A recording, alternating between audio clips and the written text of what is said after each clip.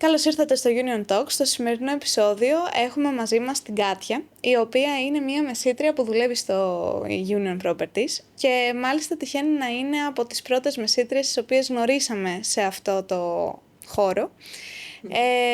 Η Κάτια είναι επίσης μητέρα, έχω να σας πω, και σήμερα το θέμα μας θα είναι να μιλήσουμε για μητέρες οι οποίες είναι επαγγελματίες, πώς μπορούν και ισορροπούν τη ζωή τους με το επάγγελμά τους και να μιλήσουμε λίγο για το περιβάλλον της εταιρείας της Union Properties, η οποία βοηθάει πάρα πολύ στις ανάγκες που έχουν ως οικογένεια.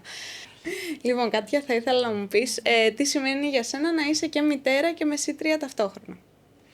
Κοίτα, σίγουρα πάρα πολύ άγχος, γιατί και εγώ και ο σύζυγός μου, ο Γιώργος ο Καρπάθιος, που είναι στην εταιρεία πάρα πολλά χρόνια και αυτός, δυστυχώς δεν έχουμε γονείς. Οπότε εγώ είμαι και αυτός και το παιδάκι μας, που ουσιαστικά πρέπει κάπως να μεγαλώσει μαζί μας, έτσι. Εγώ στη δουλειά, ο Γιώργος στη δουλειά,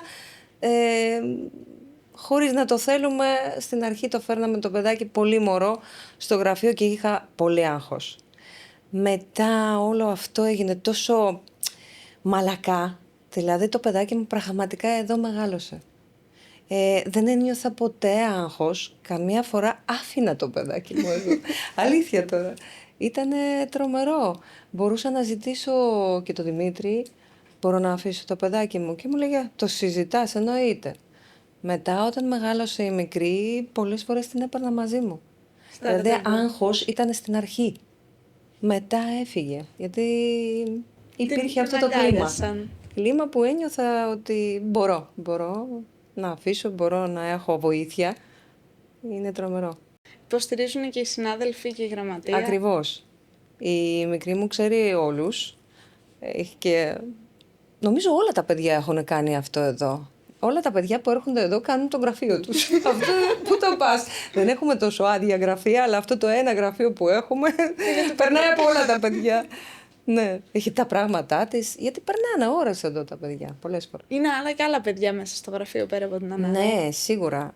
Πριν έρθω εγώ, γιατί ερχόμουν που δούλευε ο Γιώργος, έβλεπα πολλά παιδιά. Και τώρα το ίδιο. Και η Φέη, η κόρη του Δημήτρη, που πάλι και ο Γιώργος, ο γιος του Δημήτρη, που μεγάλωσαν και αυτά εδώ, όλα μαζί. Αυτό είναι ο Δημήτρης. Είναι έτσι ο Δημήτρης.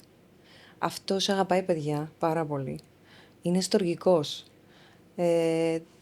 Σου το λέει αυτό, σου το δείχνει. Πολλές φορές εγώ στην αρχή ζήταγα και συγγνώμη. Έλεγα, Δημήτρη, συγγνώμη, μπορώ να το φέρω το παιδί. Μου λέει, μη μου ζητάς συγγνώμη για κάτι τέτοιο ποτέ. Και ξέρεις, μου έχει δώσει να καταλάβω ότι αυτό είναι οκ. Μην αγχώνεσαι, προχώρα. Κάπως έτσι. Ναι. Νιώθεις και εσύ ασφάλεια σαν μητέρα, σαν εργαζόμενη, ότι το παιδί μεγαλώνει σε ένα υποστηρικτικό περιβάλλον, δεν απομακρύνεται από τους γονείς, δεν έχεις άγχος που να την αφήσεις και γενικά είναι όλοι χαρούμενοι, δεν είναι βάρος, οπότε έχεις και στο κεφάλι σου ήσυχο. Ναι. Όχι ότι το γραφείο κάναμε παιδικό σταθμός, βέβαια, δεν είναι ότι το αφήνουμε συνέχεια, αλλά ναι, αυτό υπάρχει. Τις ημέρες που χρειάζεται να έρθει, είναι πάντα η πόρτα ανοιχτή για το παιδί ουσιαστικά. Ακριβώς. Okay. Πώς πιστεύεις ότι νιώθει, ας πούμε, η κόρη σου όταν έρχεται στο γραφείο? Κοίτα, να σου πω την αλήθεια, όταν ήταν μικρή ήταν λίγο πιο δύσκολα. Γιατί όσο το παιδάκι είναι μικρό, είναι πιο μαγωμένο, δεν ανοίγεται πολύ, οι άλλοι άνθρωποι του φαίνεται ξένοι και στην αρχή ήταν λίγο δύσκολο. Αλλά τώρα είναι φίλημα όλους, αγαπάει όλους που είναι στο γραφείο, αγαπάνε και αυτήν. Και επειδή βλέπει και άλλα παιδιά να έρχονται εδώ, έχει ανοιχτεί τόσο πολύ, νιώθει πάρα πολύ οικία. Ειδικά με τον Δημήτρη δεν το συζητάω, έχει τρελή αδυναμία, αλλά και με όλους τους άλλους. Νιώθει σαν να είναι σπίτι της, πώς να σου πω. Τι κάνει συνήθως εδώ, όταν είναι εδώ? Κοίτα, όταν είναι που δεν έχουμε σχολείο, κάνει και αυτή παιχνίδια. Εντάξει, κάθεται στο γραφείο εκεί και κάνει τα παιχνίδια. Μπορεί να απασχολεί και άλλους. Ξέρεις, να πάει να κάνει φακέλος της Union Properties. Είναι και αυτό. Α, είναι και μικρός βοηθός. Βεβαίως.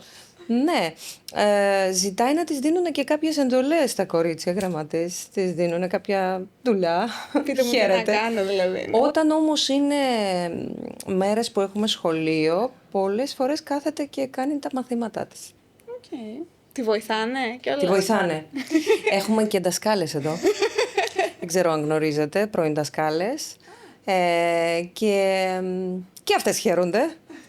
Που τώρα μπορούν, ξέρεις, μετά από τόσα χρόνια να ασκήσουν λίγο το επάγγελμα. Okay. Αλλά χαίρεται και αυτή, ζητάει βοήθεια. Ναι.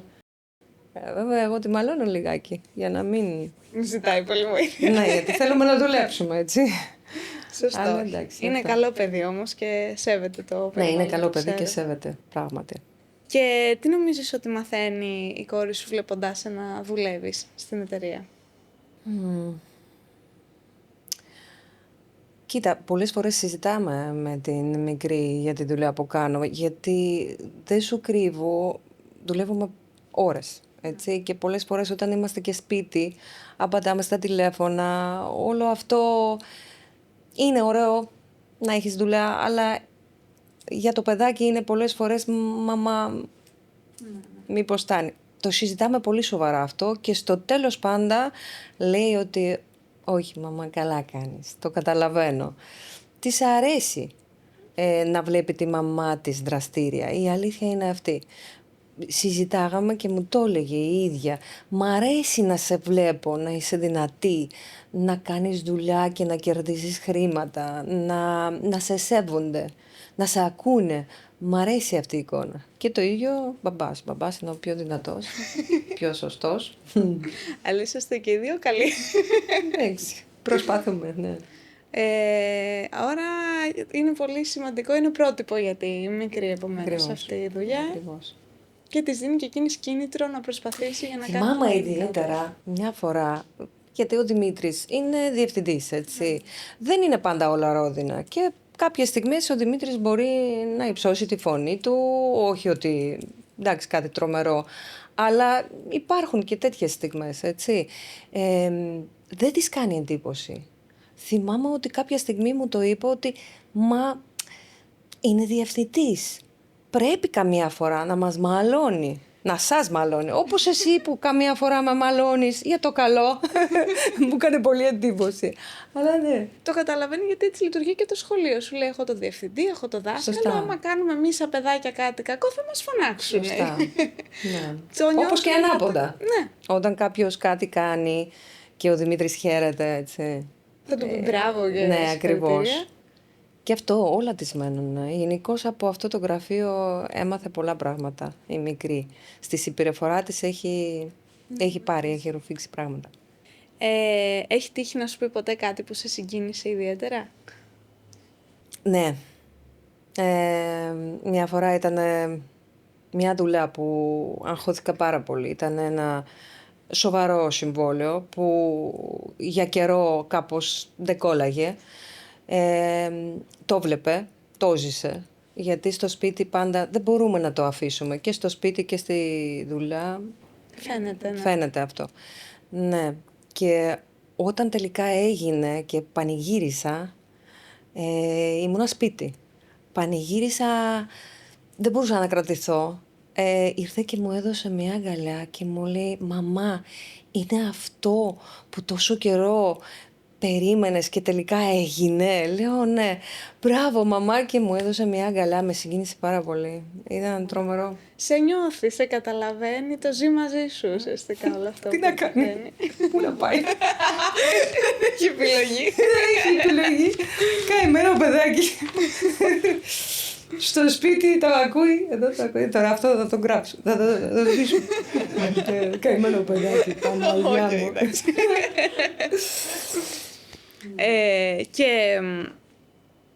Και μεγαλώνοντας, τι θα ήθελες να κρατήσει μέσα της και να πάρει, καθώς και εκείνη θα ακολουθήσει τον δρόμο της και θα βρει και εκείνη μια δουλειά? Κοίτα, η μικρή, η Νάνα, είναι πάρα πολύ καλό παιδί, αλλά είναι λίγο τεμπέλα στο σχολείο με τα μαθήματα. Και κάθε φορά της λέω ότι πρέπει να είναι καλή στα μαθήματα, πρέπει να μαθαίνει πράγματα, γιατί η ζωή μετά εξαρτάται πάρα πολύ από αυτό που θα έχει μάθει. Αν όχι στο σχολείο, γενικώς να μαθαίνει πράγματα. Και είναι αυτό που θέλω να κρατήσει. Και νομίζω κρατάει. Ότι οτιδήποτε κάνουμε στη ζωή πρέπει να κάνουμε με πάθος και με θέληση, να μην κουραζόμαστε να μαθαίνουμε πράγματα, να πηγαίνουμε μπροστά. Αυτό το βλέπει. Και νομίζω θα το κρατήσει. Θα το κάνει πράξη μεγαλώνοντας. Είναι ακόμα μικρή κιόλας. Πόσο χρονών είναι? Είναι 8 χρονών. Είναι 8. Έχει ακόμα δρόμο. Ναι. Είναι ο καλύτερος διαπραγματευτής στην πραγματικότητα. Από πολύ μικρή έχει μάθει διαπραγμάτευση από εμάς και οτιδήποτε διαπραγματεύεται. Επιχειρηματολογική. Καλό. Θα πάει μπροστά. Γενικά τα παιδιά πάνε στο σχολείο, έχουν δραστηριότητες και συμβαίνουν διάφορα μέσα στην ημέρα τους και πολλές φορές οι δάσκαλοι, ας πούμε, μπορεί να σε καλέσουν γιατί κάτι συνέβη στο σχολείο. Σαν μεσήτρια έχεις τη δυνατότητα να φύγεις από το γραφείο και να πας να βοηθήσεις το παιδί σου άμα χρειαστεί κάτι μέσα στην ημέρα? Ναι, βεβαίως μπορείς να το κάνεις και μάλλον μόνο σε αυτή τη δουλειά θα μπορούσες να το κάνεις αυτό.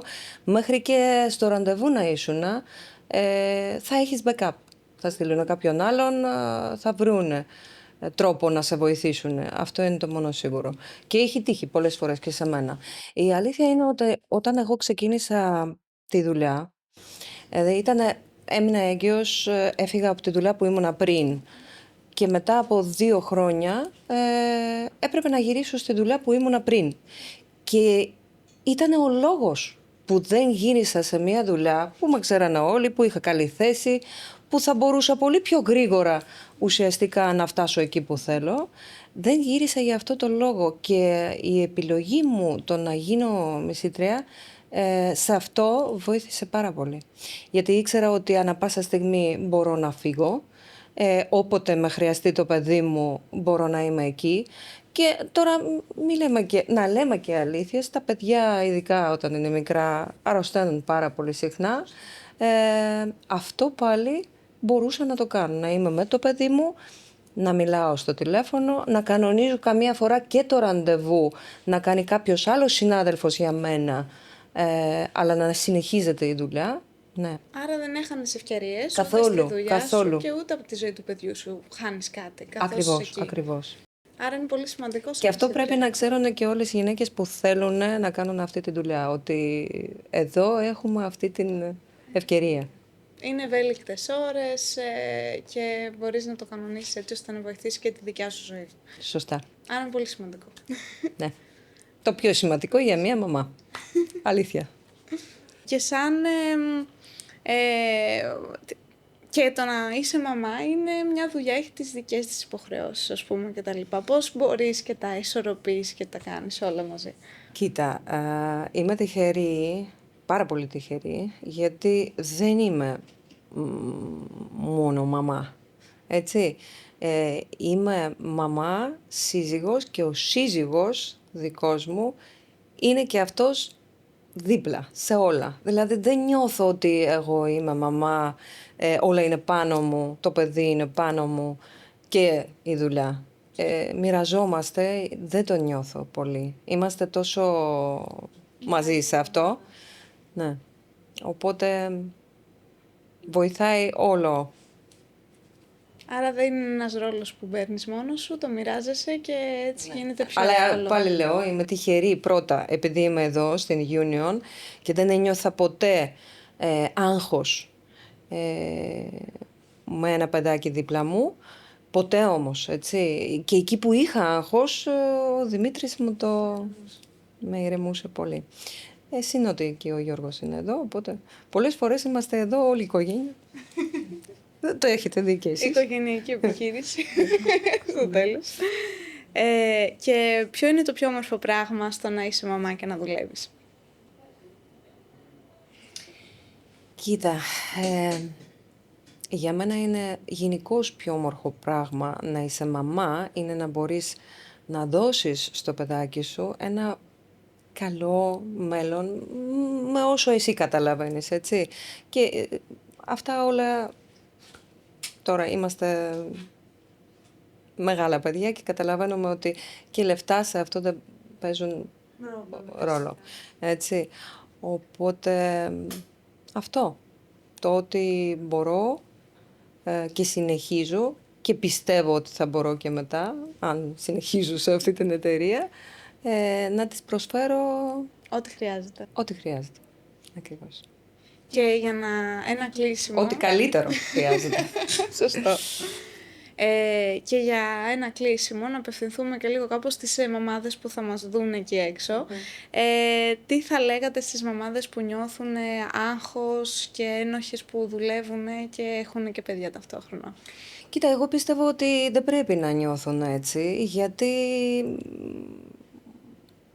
τα παιδιά θέλουν να βλέπουν τις μαμάδες να δουλεύουν, να είναι δυνατές, να είναι ανεξάρτητες χρηματικά εννοώ, έτσι, να μπορούν να προσφέρουν, να μπορούν και για τον εαυτό τους. Έτσι. Επίσης, μπορώ να σου πω ότι για τη δικιά μου την μικρή ήταν πολύ σημαντικό να βλέπει τη μαμά να ετοιμάζεται στη δουλειά. Να βάφουμε, να είναι δίπλα και να βλέπει. Γιατί ήταν κάποιο χρονικό διάστημα που εγώ ήμουν σπίτι, πριν έρθω εδώ, και ήμουνα και εγώ έτσι να ξεκινήσω, να μην ξεκινήσω, φοβόμουν. Θυμάμαι πάρα πολύ χαρακτηριστικά όταν την πρώτη μέρα ετοιμαζόμουν να πάω για δουλειά. Και με είδε μπροστά στο καθρέφτη να βάφουμε, να δίνουμε και μου λέει «Μαμά, τι ωραία!» Που είσαι, ναι. Μου λέγε τα κομπλιμέντα της και αυτό βλέπει κάθε μέρα και της αρέσει. Εγώ πιστεύω ότι όλες οι μαμάδες πρέπει να δουλεύουν, να δίνουν Να περποιούνται τον εαυτό τους. το παράδειγμα στα για παιδιά εκείνες. τους. Ειδικά οι μαμάδες πρέπει να δουλεύουν, όπως και τίποτα. Είναι σημαντικό. Ευχαριστούμε πάρα πολύ, Κάτια. Τίποτα. Μας βοήθησε. Και εγώ ευχαριστώ πάρα πολύ.